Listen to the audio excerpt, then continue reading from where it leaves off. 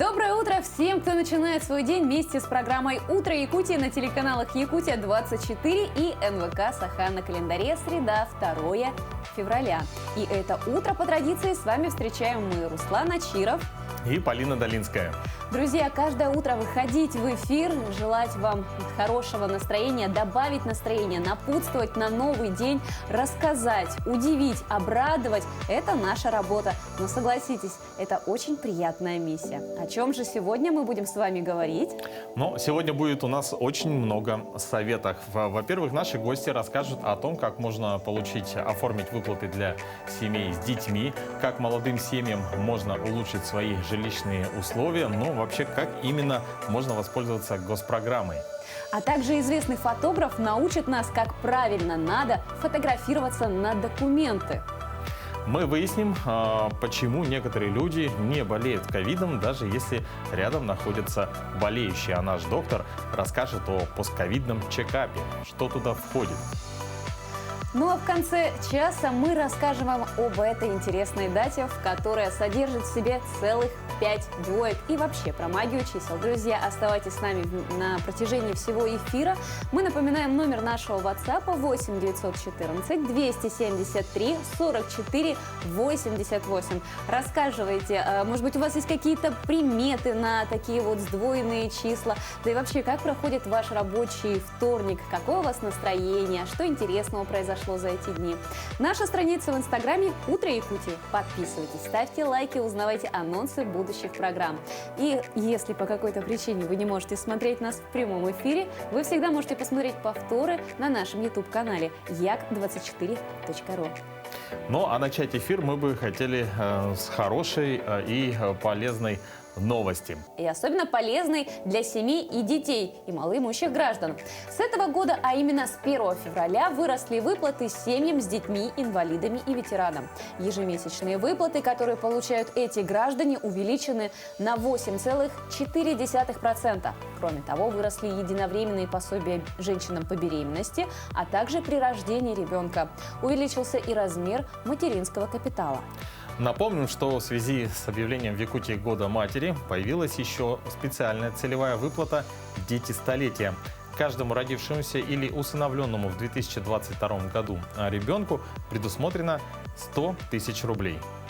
Все ли из вас, кому положены эти льготы и выплаты, знаете и пользуетесь ими? Напишите нам, о каких выплатах и в порядке их получения вам хотелось бы узнать подробнее. Мы постараемся пригласить гостей, которые могли бы вам ответить на эти вопросы. А сегодня мы будем говорить подробно о выплате не совсем новой. Она появилась еще в 2020 году. И, возможно, не все о ней знают. Речь идет о ежемесячных выплатах малообеспеченным семьям с детьми в возрасте от 3 до 7 лет. И с нами на связи юрист-консультант Центра «Мои документы» Юрий Протопопов. Юрий Егорович, доброе утро. Доброе утро. Расскажите, пожалуйста, во-первых, разъясните, какие конкретно выплаты полагаются. Так, эта выплата полагается одному из родителей, проживающему на территории Республики Саха-Якутия, и ребенок тоже должен быть прописан на территории республики. Назначается выплата от назначения, получается, с ребенком возраста 3 лет до достижения возраста 8 лет. Скажите, можете разъяснить нам, что такое правило нулевого дохода? Она предполагает, что пособие назначается при наличии у всех членов семьи доходов от трудовой деятельности или предпринимательской деятельности, стипендии либо пенсии. Но исключением могут быть те люди, которые сидят за уходом за детьми.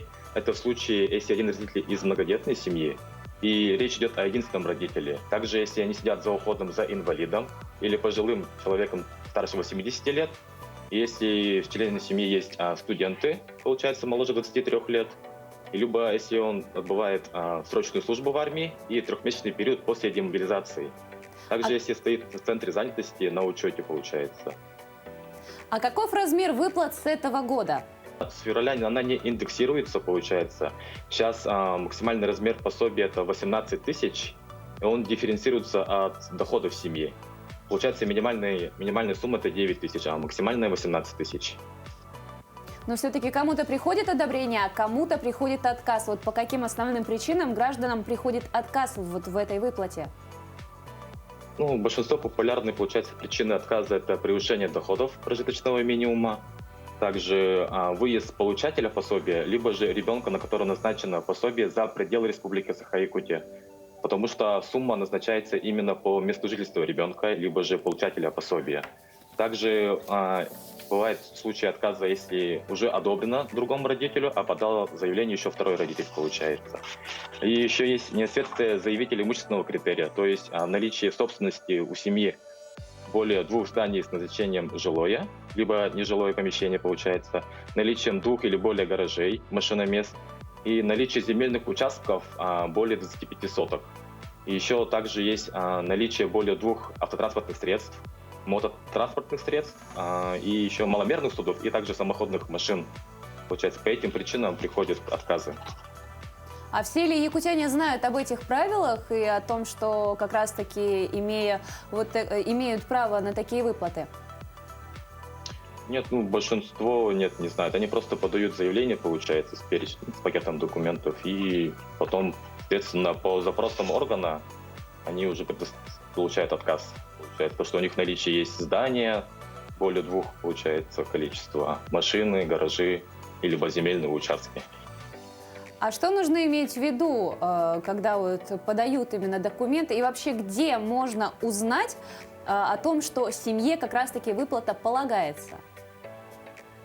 Ну, это уже индивидуально, получается, каждой семьи. Возможно, один родитель не знает то, что в собственности есть какое-то имущество, и они подают заявление. И это все, получается, всплывается после того, как уже запросы идут в соответствующие органы о наличии тех или иных объектов недвижимости. А скажите, а что входит вот в этот пакет документов, который необходимо собрать для получения выплат? Ну, основной пакет документов – это паспорта родителей, свидетельство о рождении ребенка, свидетельство о браке. Но если был брак расторгнут, свидетельство о расторжении брака. Если было установление отцовства, это у нас будет свидетельство об установлении отцовства. Если один из родителей умер, то это свидетельство о смерти, получается. Данные документы предоставляются только для заполнения, никакие копии не снимаются. Также дополнительно предоставляется справка о размере выплачиваемых алиментов, справка о размере стипендий, получается. И если один из супругов, получается, работает в органах уголовно-исполнительной системы, либо же органов службы безопасности, либо же органы внутренних дел, то они сами предоставляют доходы, получается, справку о доходах. То есть для того, чтобы особо не ходить в такое непростое время, можно все вот эти документы и заявления подать через портал госуслуги. Я правильно понимаю? Да, совершенно верно, через портал госуслуги. Но если по каким-то либо причинам они не могут это подать, то могут подать через центр «Мои документы». Ну, для этого необходимо будет записаться на подачу документов. А вот сейчас в условиях пандемии как работает центр? Есть какая-то предварительная запись? Как вообще происходит процесс? Да, мы сейчас, получается, преимущественно принимаем по предварительной записи. У нас каждые полчаса запись, она открыта у нас на сайте mftsakha.ru. Либо же по горячей линии можно будет записаться 8 800 122 16. Большое спасибо за такую полезную информацию. Я думаю, она многим будет полезна в это утро. О том, как получить пособие малоимущим, мы разъяснили. В целом, когда сдаешь документы, иногда случается такое, что документы возвращают и не принимают их. В связи с чем это может быть связано? Действительно, в большинстве случаев это случается, например, из-за... Заново? Так. Ну, еще раз, вопрос можно? Да, вам большое спасибо. Большое спасибо, Юрий, вам за очень интересную информацию и, конечно же, за ту работу, которую вы делаете. Спасибо вам и доброго дня. Спасибо, до свидания, всего доброго. Ну, о том, как получить выплаты малоимущим семьям, мы разъяснили. В целом, когда сдаешь документы, будь то для выплат или для других целей, всегда нужно быть очень внимательным. Да? Порой и бывает, что из-за маленькой ошибки приходится весь путь сбора документов производить заново. А еще бывает досадно, когда сдаешь фотографию для оформления документа или там из завлекающих очков, или неподходящей одежды, их возвращают обратно. И, как правило, фотографироваться на документы, вот как это правильно делать, что для этого нужно, мы узнаем в нашей рубрике «Полезные советы». Сейчас рядом со мной находится Алексей Павлов. Это основатель творческой студии «Пространство», который, думаю, даст очень хорошие дельные советы по тому, как правильно, как подготовиться к фото на документы. Да, Алексей, можете с нами поделиться, может быть, есть какие-то секреты, лайфхаки или вообще классические советы? Ну, самый основной совет, который есть, не надевать черное. Ага. Потому что оно свет не отражается, за счет этого очень много теней появляется. И поэтому хорошо, когда ты носишь какие-то серые вещи. Поэтому, когда на документы фотографируется, нужно такой белое отлично, какие-то сероватые оттенки тоже супер отличные. Пестрые квадратики, кругляшки тоже особо не очень хорошо, потому что их приходится там вырезать, либо и тому подобное. Ну, также, конечно, макияж хорошо бы всегда. А на каких документах можно улыбаться? Ну, все, что касается там личного дела, там вот на таких вещах, очень аватарки, например. Часто наши клиенты на аватарки ставят свои фотографии. Ага. Но на паспорт нежелательно. Есть какие-то определенные критерии? Есть такая некий лайфхак, когда ты можешь жестко улыбаться, короче, стоишь около зеркала, там, дома или не дома, там, мышцы.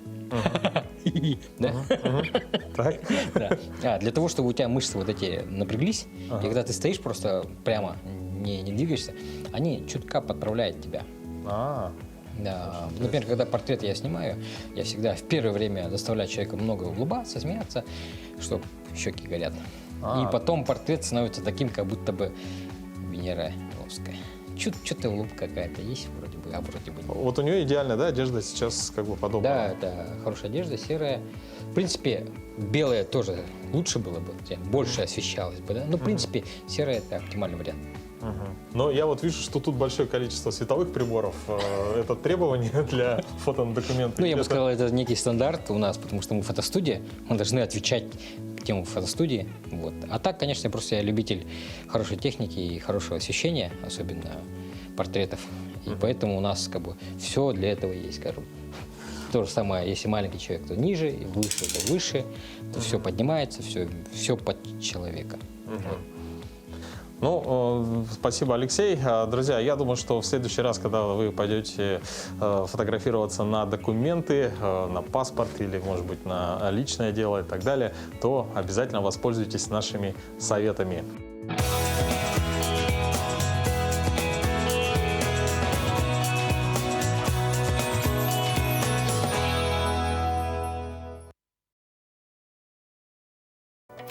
Ну а сейчас подошло самое время узнать о тех новостях, которые произошли в республике и за ее пределами. В этом нам поможет наш новостной обозреватель Власий Сергеев.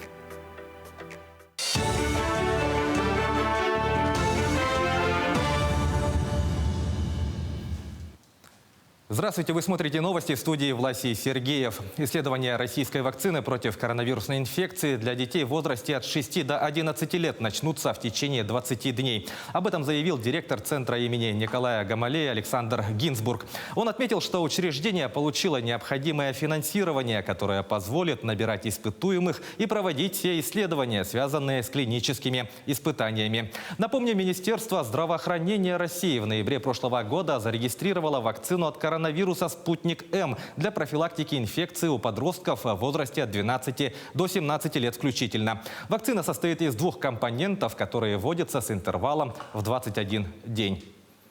В республике с начала 2022 года родились 865 детей, из них 456 мальчиков и 409 девочек. Об этом сообщил глава региона Айсен Николаев. Отметим, что это не только первые дети столетия республики, но и первые дети года матери в Якутии. Напомним, в 2022 году республика отмечает столетие Якутской ССР. Также ранее Айсен Николаев объявил в регионе год матери. В связи с этим введен целевой капитал «Дети столетия».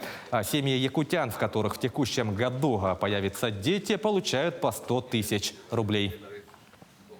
Прием заявлений на участие в ЕГЭ подходит к финальному этапу. Последний день подачи письменного документа. В заявлении учащиеся 11 класса и выпускники прошлых лет указывают предметы, которые планируют сдавать. При этом они могут перечислить несколько дисциплин. 2 экзамена, русский и математика, являются обязательными и необходимы для получения аттестата. Остальные предметы сдаются участниками по их выбору. На сегодняшний день в единой базе зарегистрировано более 8 тысяч заявлений. Отметим, что при сдаче ЕГЭ в этом году введены некоторые изменения. Например, по математике добавлены геометрические задания. В ЕГЭ по литературе включена зарубежная литература. И объем сочинений должен составить не менее 200 слов. Также сокращено время выполнения экзаменационных работ по истории и обществознании. Есть изменения только по продолжительностью времени. Это история и обществознание сократился, и по иностранным языкам добавился по 2 минуты по иностранным языкам. Основные участники выбирают в основном обществознание, это 40% составляет, а также выборные предметы – это химия, биология, физика, а также информатика и ИКТ, это составляет 18%. Из 60 проектных работ жюри Ленского района на финал конкурса «Я исследователь» отобрал 16 работ. В районном этапе участвовали дошколята и ученики начальных классов. В этом году конкурс прошел в онлайн-формате. Дети защищали проекты дома по видеосвязи. Жюри ознакомилось со всеми проектами. Работы делили по 4 направлениям: гуманитарная, техника и математика, живая и неживая природа. Почти половина юных исследователей выбрали секцию «Живая природа». Дети выбирают про животных, домашних своих. Очень актуальна тема про хомяков. Сейчас выбрали тему про шиншилл, тоже будут рассказывать дети из дошкольного возраста. Вред и польза интернета, газированных напитков. Темы разнообразные. Какой вопрос ребенок себе задает, на него же и отвечает, исследуя определенную тематику, проблему. Доброе утро всем, кто начинает свой день вместе с программой «Утро Якутии» на телеканалах Якутия-24 НВК Саха. Также те, кто к нам только что присоединился. Этот день, 2 февраля, мы начинаем вместе с вами. Знали ли вы, что в начале 20 века в Якутии вместо денежных средств использовались винные этикетки? И сегодня в нашей рубрике, посвященной столетию образования ЕАССР, мы как раз поговорим на эту тему.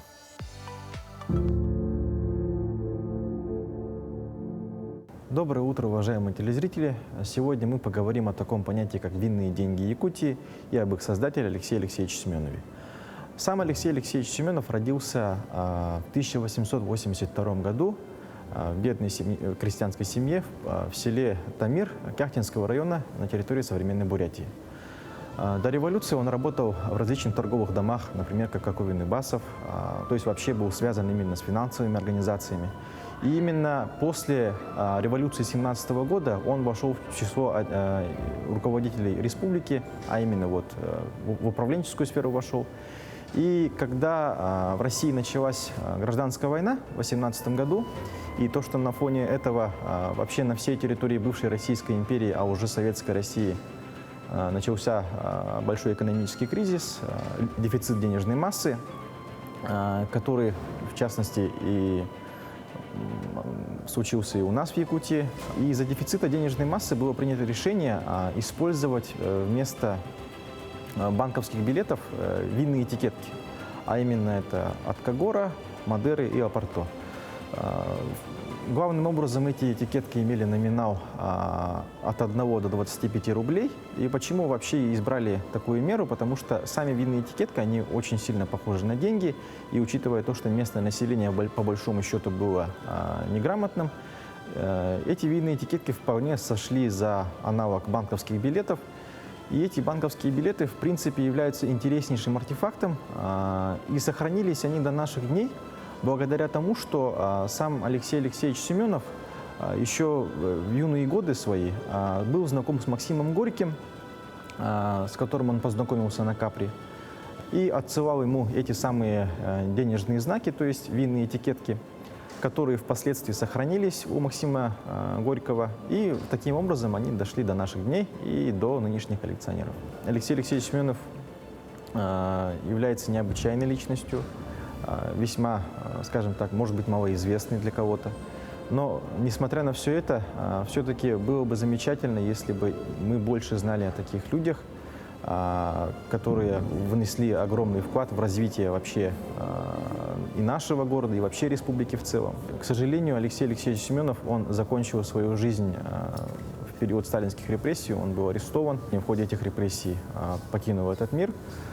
И только уже во времена, скажем так, осуждения культа личности Сталина, а именно в 1956 году, Алексей Алексеевич Семенов был реабилитирован.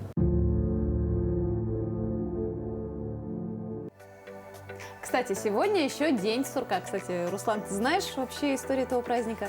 Ну, историю особо не знаю, но я видел этот фильм. А вообще День сурка, он празднуется каждый год во второй день февраля. Широко отмечается торжество в Канаде и США. Именно в этот день сурки часто выбираются из своих норок. Если верить приметам, то зверек, который увидел собственную тень в этот день, он продлевает холода на 6 недель. Ну а когда же грызун не видит своей тени, можно ждать наступления весеннего тепла. О других датах и событиях 2 февраля узнаем прямо сейчас.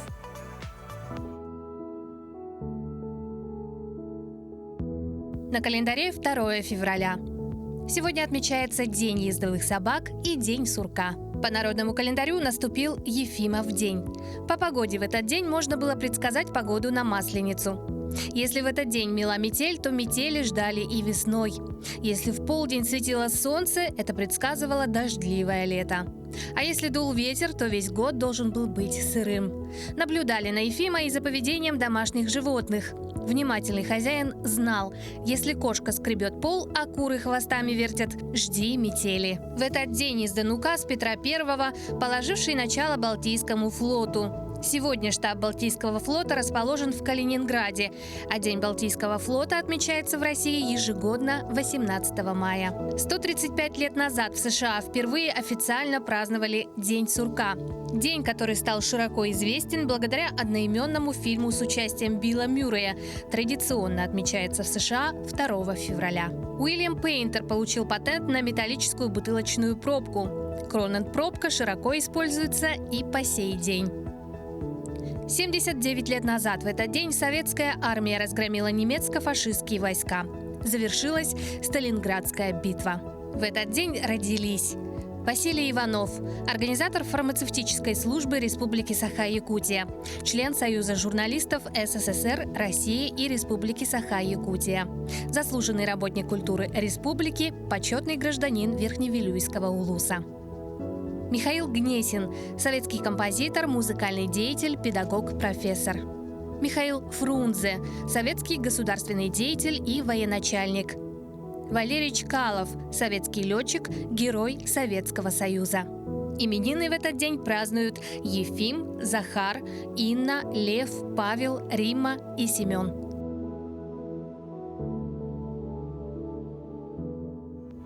И как мы только что узнали из нашей постоянной рубрики, сегодня еще отмечают День ездовых собак. И вот как раз-таки героиня нашего следующего сюжета, она активно пользуется этим экологичным транспортом. Меня зовут Евдокия Павлова. Я занимаюсь ездовым спортом, охотой, собаководством и вообще ветеринарный врач. По профессии ветеринарный врач. А еще Евдокия – хозяйка своей стаи, которая состоит из 4 взрослых собак и 1 щенка. Самого старшего зовут Мохсо, порода восточно-сибирская лайка. Он родом из Татинского улуса. Далее идет хаски Халк, которого подобрали в городе Покровске. У Халка есть пара, тоже хаски по кличке Фея Звездочка. Она прибыла из Москвы. Самые младшие в стае – Мойто и Майя, дети Мохсо. Хороший мальчик, хороший. Хорош. Преданные глазки наши, голубые. Очень эмоциональная у них мордочка. Все собаки пока что, кроме Майи, являются ездовыми. Бегу в упряжке их обучала лично сама Евдокия. Но, как правило, при катании по деревне Евдокия запрягает только хаски, так как их порода считается ездовой. Лайки присоединяются к упряжке во время охоты. Вот когда собаки трогаются, такая бешеная скорость набирает. Иногда бывает, собаки набирают до 30 км в час. Ну, когда налегке, когда пробегают, да, легкая упряжка, 2 собаки или 4, они набирают бешеную скорость. И тут прям из души такой прям крик вырывается, зов предков, я не знаю, что это. Ездит Евдокия на 2 санях, специальных ездовых нартах для собачьих упряжек. У меня есть 2 нарты. Вот это вот традиционная нарта. Она сделана по заказу. Ее делают по старинке, чтобы ни без единого гвоздя, без единого шурупа. А для кратковременных или быстрых передвижений я использую современную нарту. Она сделана из профиля, специальный пластик, вот этот якорь, тормоз. Она более легкая, маневренная. Вот видите, я стою, она вот более такая подвижная, поэтому ей легко управлять, маневрировать. В будни Евдокия на собачьей упряжке может съездить по рабочим вызовам внутри села и по пути покатать местную детвору. Также стая активизируется в охотничий сезон. С ними хорошо добывать боровую дичь. Молодцы, молодцы, ребята! Самая дальняя и экстремальная поездка у Евдокии и ее стаи была до соседнего села Улахана. Конечно, меня сопровождала машина, потому что в одного просто на упряжке нельзя ехать, вот мало ли что случится. Меня сопровождали, мы проехали 33 километра. За 2,5 часа справились собаки. Там была 4 собак на традиционной нарте. Видя, как Евдокия бодро передвигается по селу в собачьей упряжке, односельчане начали интересоваться ездовым спортом. У них свои собаки есть, и они хотят научиться. И вот на меня выходили дети, и их тоже вот обучаю, получается, ездовому спорту, как каюр должен быть, как общение с собаками и так далее. И напоследок героиня сюжета поделилась формулой воспитания ездовых собак. Терпение. Терпения очень много надо, выдержка. Вот мы собаку учим выдержке, да, но в себе тоже надо держать очень хорошую выдержку, потому что не с первого раза все получается. Собаки разные. У кого-то это очень быстро получается, у кого-то очень долго, до кого-то очень долго доходит это. Поэтому нужна выдержка в этом плане. И строгость. Любовь и строгость это сочетать, потому что все равно, если вы не вожак стаи, то вас не будут уважать собаки. Специально для «Утра Якутии» Виолетта Застимова, Федор Тарасов, Хангаласский улус. Действительно, очень такой морозный сюжет. Полина, как ты думаешь, в такие морозы какой дом самый теплый? Мне кажется, как в той сказке про 3 поросят. Дом, который каменный будет, с печкой, чтобы было тепло, чтобы все было оборудовано. А если еще там подведено теплоснабжение, там систему, то, я думаю, очень будет хорошо и комфортно в таком доме. Я думаю, что ты удивишься. Дело в том, что в одном из сел Якутии провели эксперимент, и, как оказалось, соломенный дом даже немного теплее. Об этом расскажет наша съемочная бригада. Если бы поросенок из известной сказки знал о современных технологиях, его дом из соломы не только бы не разлетелся от дуновения, но был бы одновременно теплым, долговечным и огнестойким. Соломенный дом, построенный год назад в амгинском селе Покровка, обладает всеми вышеперечисленными качествами. Идея возведения такого дома пришла к Михаилу Александрову задолго до его воплощения. 31 год назад Покровка приехал. И смотрю, сколько зерна, сколько соломы, на полях сжигается, все. И так все с самого начала думал, что эту солому куда-то применить, наверное, может. В смысле, в строительстве. Эта мысль давно была. Михаил скрупулезно изучил мировой и российский опыт строительства жилья из соломы. За основу была взята немецкая технология изготовления панелей. Местное зерноводческое хозяйство бесплатно выделило сырье. Известный предприниматель, к которому обратился Михаил, помог с деньгами, и дом мечты был построен. Очень быстро и легко. И специальных навыков не надо. Результаты испытаний у нас деревянное в основном строительство в Якутии. В сельской местности. И 4 раза теплее.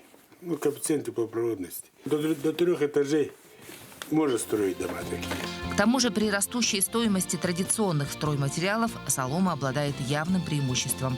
Такие дома строить примерно в 2 раза дешевле, чем брусовые. В прошлогоднюю зиму почти в 60-градусные морозы в доме было тепло.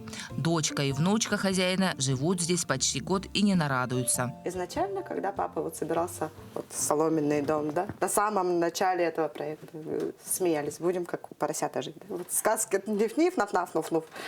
Но на самом деле, мне кажется, намного лучше соломенный дом, чем брусовый.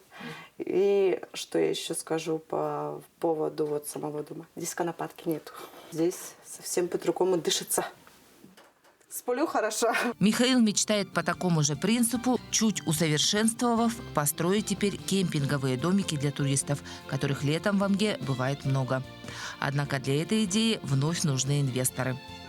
Внутри соломенный дом выглядит как обычный деревянный. Полы, стены обшиты, окно, как в обычном современном доме, пластиковое. Единственное отличие – это наличие так называемого окна правды. Здесь видно, из чего на самом деле построен этот дом. Жители села очень интересуются, но пока заказывать такие дома не решаются. Но автор проекта уверен, что такие дома в будущем можно будет в Якутии строить массово. Как утверждает строитель-энтузиаст, сейчас его проект, подкрепленный положительными заключениями экспертных организаций, власти республики всерьез рассматривают как альтернативный вариант для строительной отрасли. И, может быть, скоро его мечта воплотится в новых домах для сотен сельских семей. Туяра Филиппова, Семен Семенов, село Покровка, Амгинский улус. Действительно, очень интересная идея, да? Вообще, столько, оказывается, интересных домов, даже бывают дома-музей. Про следующий дом, который мы расскажем в нашем следующем сюжете, можно напрямую, так сказать, как в известной сказке.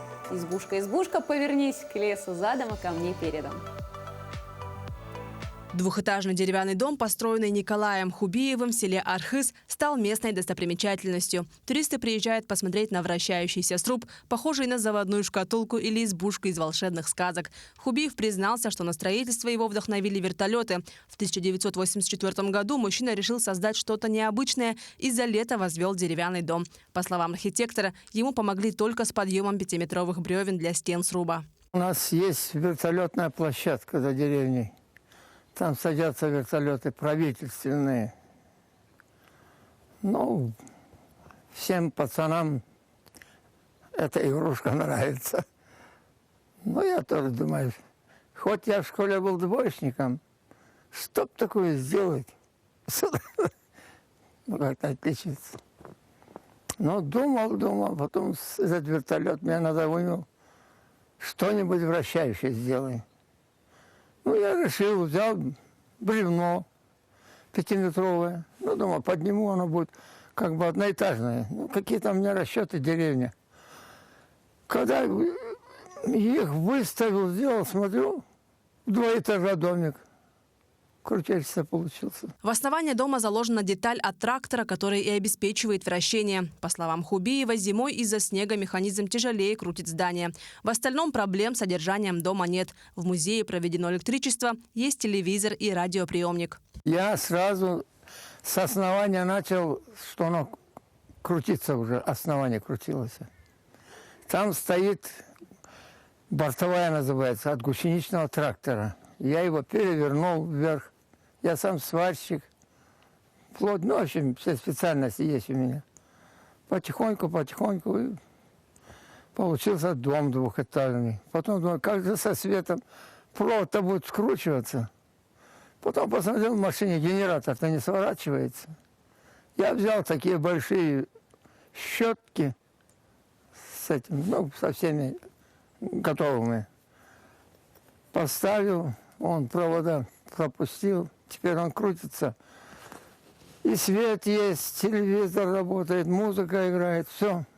Музыка и до сейчас, наверное, играет. Сейчас в гости к хозяину вращающегося дома и зимой, и летом приезжают туристы из разных уголков России и мира. За символическую плату Хубиев подробно рассказывает про необычное здание, проводит экскурсию по краеведческому музею, экспонаты для которого мужчина собрал самостоятельно. Конечно, для того, чтобы построить такой дом, нужно немалое количество денег. Ну а вот как быть семьям молодым, особенно у которых не располагают большим бюджетом? Вот что делать в такой ситуации? Но сейчас государством реализуется ряд программ, как раз нацеленных на помощь молодым семьям. Более 400 молодых семей могут улучшить свои жилищные условия. Такая программа реализуется в республике в этом году в рамках государственной программы обеспечения качественным жильем и повышения качества жилищно-коммунальных услуг до 2024 года. Каковы условия участия в этой программе, как получить субсидию, мы сейчас спросим у нашего гостя Галины Новикова, первый заместитель министра строительства Республики Саха-Якутия. Доброе утро. Доброе утро. Действительно, согласно государственной программе Республики Саха-Якутия, которая была утверждена указом главы, предусматривается мера поддержки, именно мера поддержки для молодых семей. Сам порядок предоставления социальной выплаты, он был утвержден в апреле 2020 года, и, соответственно, молодые семьи могут воспользоваться данной мерой поддержки. Участникам данной программы могут быть молодые семьи, у которых имеется один или более детей, а также неполные семьи. Есть определенные требования, которым должны отвечать участники данной программы или те претенденты, которые планируют принять участие, они добровольно принимают решение о том, что они будут принимать участие в данных мероприятиях. Это возраст одного из родителей должен быть не более 35 лет. У них должна быть подтверждена нуждаемость, то есть они действительно нуждаются в улучшении жилищных условий. И, соответственно, у них должен быть доход, который бы позволил либо воспользоваться кредитом, либо другие денежные средства для того, чтобы оплатить разницу между расчетной стоимостью приобретаемого жилого помещения и той социальной выплатой, которую они получают. В то же время молодые семьи могут воспользоваться действующими сегодня программами льготного кредитования. Это дальневосточная ипотека, где есть возможность получить кредит на срок 20 лет. Первоначальный взнос составляет 20%, и максимальная сумма она составляет не более 6 миллионов. Следующая льготная программа – это семейная ипотека с господдержкой, где при рождении второго ребенка с периода 1 января 2018 года по 31 декабря 2002 года молодые семьи могут воспользоваться данной программой, где льготное кредитование предоставляется под 6% годовых на срок 20 лет с первоначальным взносом 20%. И сельская, прошу прощения, ипотека, где достаточно низкие, скажем так, более комфортные условия. Кредитование может быть предоставлено на срок 5 лет, и первоначальный взнос он 10%, но данная программа, она распространяется только на граждан, которые проживают в сельской местности. А скажите, а на что именно можно направить эти средства, и есть ли какие-то, например, строгие ограничения? Данная социальная выплата, она может быть направлена как на строительство, это приобретение жилого помещения, это может быть оплата первого взноса при заключении, при получении кредитных средств, в том числе ипотечное кредитование, а также при участии в долевом строительстве. А что касается субсидий, о какой сумме идет речь? Субсидия, которая предоставляется молодым семьям, она зависит от некоторых, скажем так, условий. Во-первых, она зависит от того количества членов семьи, то есть либо это один член семьи, ребенок, либо это семьи, которые не имеют детей, то есть в зависимости от этого, и от стоимости квадратного метра жилья, которое устанавливается на территории каждого муниципального образования. Таким образом, что молодой семье может быть предоставлена социальная выплата в размере 30% от приобретаемого жилого помещения, в том случае, если она не имеет детей, и 35% от стоимости, в том случае, если есть дети. А какие документы нужно предоставить и куда их нужно принести? Да, ну вот я сейчас дополню, что сумма, ну в зависимости, как я уже сказала, в зависимости от того, какое помещение приобретается, она варьируется на сегодняшний день от 500 тысяч до 2,5 миллионов. Обращаются молодые семьи в муниципальное образование. Данные списки, реестры молодых семей ведут у нас муниципальное образование. Перечень этих документов, он на каждом сайте муниципального образования обозначен. В первую очередь это, конечно, заявление. Это документы, подтверждающие, что семья является нуждающейся. Это документы, подтверждающие о том, что есть наличие определенных средств. И обращается в муниципальное образование для того, чтобы они сформировали эти списки претендентов. Эти списки рассматриваются на комиссии.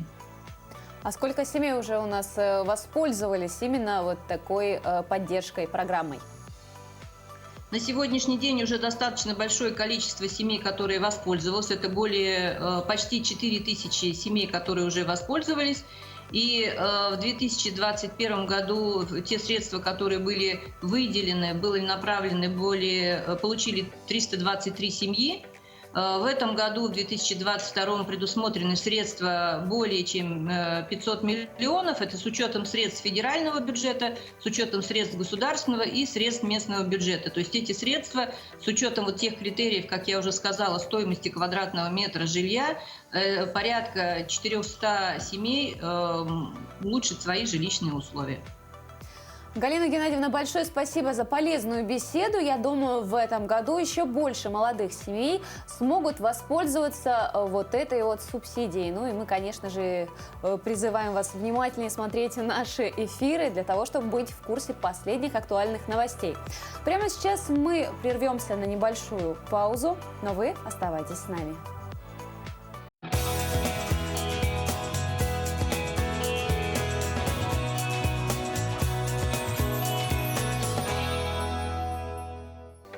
А прямо сейчас к нам присоединился наш новостной обозреватель Власий Сергеев, который расскажет о последних и актуальных новостях на территории республики и за ее пределами.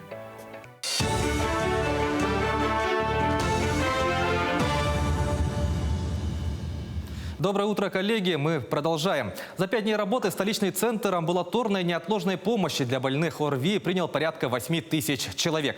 Как сообщил руководитель центра Алена Никитина, у каждого третьего больного выявляется новая коронавирусная инфекция. Напомним, что центр развернули 27 января на базе Центра спортивной подготовки «Триумф». Он призван разгрузить первичное звено здравоохранения столицы. В центре работают более 170 медиков, 2 смены с 8 утра до 8 вечера. Для удобства и предотвращения скопления граждан продумана и организована маршрутизация. После заполнения документов и прохождения термометрии люди с признаками ОРВИ в порядке электронной очереди направляются на сдачу ИХ-анализов, а затем в зал ожидания. Уже через 15 минут по результатам анализов их принимают соответствующие специалисты. Также у нас стоят администраторы, которые направляют людей. Значит, либо, если это положительный анализ, их направляют к специалистам, к врачам, которые занимаются именно этими больными, да, либо в другую сторону, где у нас только занимаются, значит, пациентами, у которых есть клиника острой респираторной вирусной инфекции, которые нуждаются в консультации врача. В связи с текущей эпидемиологической ситуацией по коронавирусной инфекции на территории республики музеи и театрально-зрелищные учреждения не будут принимать посетителей и зрителей по 28 февраля. Несмотря на вынужденные меры, учреждения продолжают вести текущую деятельность. В частности, разрабатывается план онлайн-мероприятий. Так будут организованы показы спектаклей, концертных программ, мастер-классов, а также онлайн-встречи с артистами, искусствоведами и так далее. Посмотреть онлайн-события можно будет на официальных сайтах учреждений культуры. Фельдшерско-акушерские пункты в российских регионах необходимо оснастить стабильным интернетом. Об этом заявила первый заместитель председателя Комитета Госдумы по просвещению Алена Аршинова. Сейчас фельдшерские пункты в основном оснащены мобильным интернетом, и это вызывает проблемы из-за нестабильной связи в регионах, пояснила она. Аршинова отметила, что с помощью стабильного интернета фельдшерские пункты могли бы связываться с федеральными или региональными больницами для телемедицинских консультаций, работать в единой государственной информационной системе здравоохранения и заказывать лекарства. В 2021 году парк пассажирских вагонов железных дорог Якутии пополнился 5 новыми вагонами. Это 3 вагона ресторана, 1 купейный и 1 плацкартный вагоны 2021 года постройки. На сегодня парк пассажирских вагонов состоит из 40 единиц. Отмечается, что в текущем году планируется приобретение еще 2 новых плацкартных вагонов. Кроме того, в 2022 году 7 пассажирских вагонов будут отправлены на капитальный ремонт. В ходе ремонта все вагоны будут оснащены новыми алюмопластиковыми окнами и розетками для подзарядки гаджетов. Помимо этого обновится внутренний интерьер. Купейные вагоны будут оборудованы биотуалетами. Февраль ожидается теплым на всей территории России. Исключение составит лишь Чукотка. Особенно теплым месяц прогнозируется в Поволжье, Западной Сибири, Красноярском крае, центре Якутии и на Урале. При этом отмечается, что теплым будет не весь месяц, так как ожидаются периоды похолодания. Вместе с этим отмечается, что на территории Якутии и северной половине Хабаровского края ожидается дефицит осадков. Таковы новости к этому часу. Оставайтесь вместе с нами. Большое спасибо, Власии, но, к сожалению, сводки новостей о распространении новой коронавирусной инфекции пока не радуют. Количество заболевших растет с каждым днем. Но вот меня что больше всего удивляет. Некоторые за все время пандемии в стране и вообще в мире переболели по несколько раз, а кто-то даже не болел ни разу. Да, действительно. Но даже надо сказать, что некоторые даже особо и не защищаются, да, и живут как ни в чем не бывало. Не то чтобы нам обидно, но возникает некий вопрос, почему некоторые подхватывают вирус, а другие нет. И этому, кстати, есть объяснение. Давайте посмотрим наш сюжет. Первая причина, почему человек может не заболеть, когда вокруг все болеют – гигиена, считают специалисты.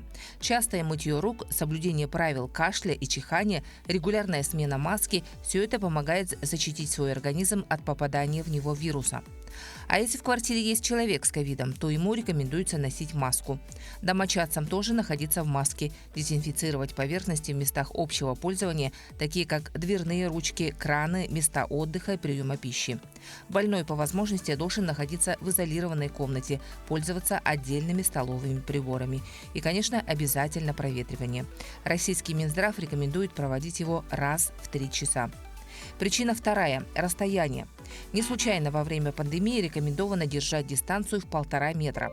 Но обратите внимание, вирус распространяется по воздуху не только при кашле. Больной человек может выделять заразу при любом выталкивании воздуха, при разговоре тоже. Причина третья – силы организма. Меньше шансов заболеть ковидом у обладателей врожденного сильного иммунитета. Кроме того, на вероятность заразиться влияет ранее перенесенное человеком заболевание. А еще, как ни странно, риск заболеть COVID-19 зависит от пола. По статистике, более 70% жертв пандемии – представители сильного пола. Это связано с тем, что у мужчин в клетках легких присутствует больше определенных рецепторов, которые вирус и использует для заражения. Также, как утверждают ученые, в большинстве случаев COVID-19 соблюдается правило 80/20.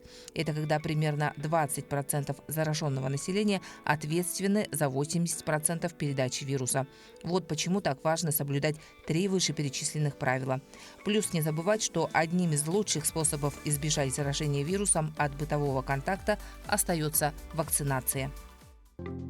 Ну а тем, кто уже переболел и испытывает некий такой постковидный синдром, то нужно обязательно пройти тщательное медицинское обследование. Это советуют специалисты.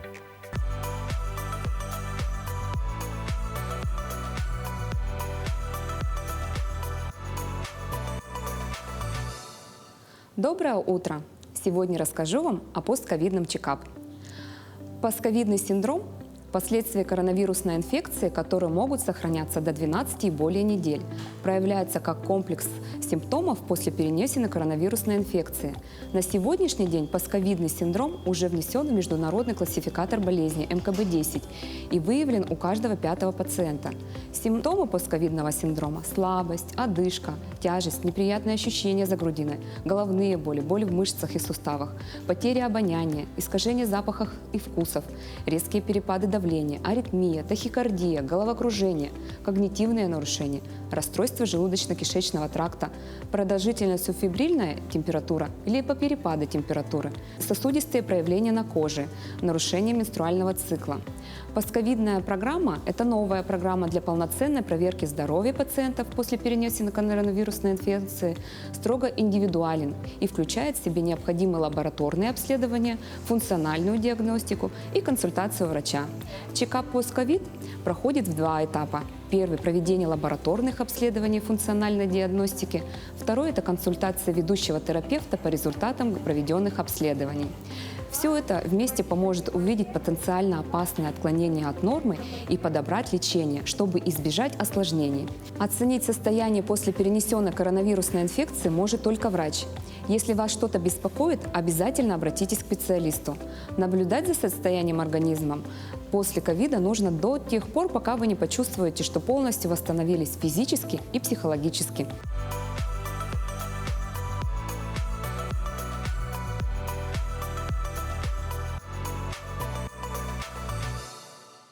На календаре 2 февраля, кстати, вчера у нас был наш первый праздник, год нашей программе «Утро Якутии». Большое спасибо, друзья, за то, что вы продолжаете нас не только смотреть, но и отправляете нам очень приятные и теплые поздравления по нашему номеру WhatsApp 8 914 273 44 88. А также поздравляйте своих родных и близких. Мы хотим пару сообщений зачитать и поздравить их тоже с помощью нашей телепрограммы. Дорогого любимого брата Николая Федорова из села Соболох Мумского улуса, отца большой многодетной семьи, поздравляем с днем рождения. Желаем крепкого здоровья, успехов во всем и всегда, счастья и везения. Мы тебя любим, крепко целуем. Сестра Антонина, зять Константин Яковлевы из села Рассолода Мегина Кангаласского улуса. И еще одно поздравление адресовано дорогой внученьке Алиночке Ядреевой, которой исполнилось 9 месяцев. С днем рождения, принцесса! Будь веселой, озорной, доброй, милой и смышленой, настоящей звездой. Как будто розочка цвети. Будь всех счастливой на свете. Всегда здоровенькой расти. Твои бабушка Сара и дедушка Саша. С удовольствием присоединяемся к этим поздравлениям, друзья. Но сегодняшняя дата, она тоже необычная. На календаре 02/02/2022 года. Целых 5 двоек. Такие даты обычно называют зеркальными. Обычно в такие дни бывает большое количество бракосочетаний, чем в обычные дни. Люди верят, что в такие дни браки будут крепче, и они преследуют в этом какой-то мистический сакральный смысл. А мы вот поинтересовались в ЗАГСе Якутска, сколько заявлений подано на этот день. Но оказалось ни одного. Может быть, из-за того, что рабочий день, ковидные ограничения, либо якутяне перестали верить в магию чисел. Хотя, видимо, нет, потому что, как нам сообщили, все в том же ЗАГСе, на 22 февраля 2022 года, несмотря на то, что дни недели вторник, заявлений на регистрацию брака подали столько пар, сколько обычно подают в свадебные дни в пятницу и субботу, вместе взятые в это время. Но при этом интересно, что на 14 февраля, на День всех влюбленных, заявлений поступило меньше, чем на 22 февраля. Так что в магию чисел якутяне все же верят. Полина, скажи, а ты веришь в магию чисел? Конечно, я всегда загадываю желание, когда, допустим, вижу какое-то сдвоенное число на часах, там 11, 11, 13, 13. И, кстати, что касается сегодняшнего дня, то есть вот эти необычные двойки, они, кроме того, что имеют свой сакральный смысл, то можно еще и загадать желание. Друзья, также отслеживайте за часами. Желание обязательно сбудется, если загадать его в 02 часа 02 минуты. Как правильно формировать желания? Во-первых, эти желания не должны противить кого-то с вашей воли. Допустим, нельзя загадывать «я хочу, чтобы такой-то, такой-то человек меня полюбил». То есть он физически этого не сможет сделать. Нужно более правильно формулировать свое желание. А лучше всего это делать, если вы загадываете его в настоящем времени. «Я купил машину». И чем четче и ярче вы представите образ того автомобиля, тех эмоций, которые вы испытываете при покупке, тем больше у вас шансов на то, что ваше желание реализуется. Ну что, действительно, я думаю, что эти советы тоже кому-нибудь понадобятся, обязательно пригодятся. Визуализируйте свои мечты. Ну а на этом наша передача подходит к концу. Мы желаем вам отличного, бодрого дня. Ну и, конечно же, встретимся снова завтра с вами на каналах Якутия 24 и НВК Саха. До новых встреч!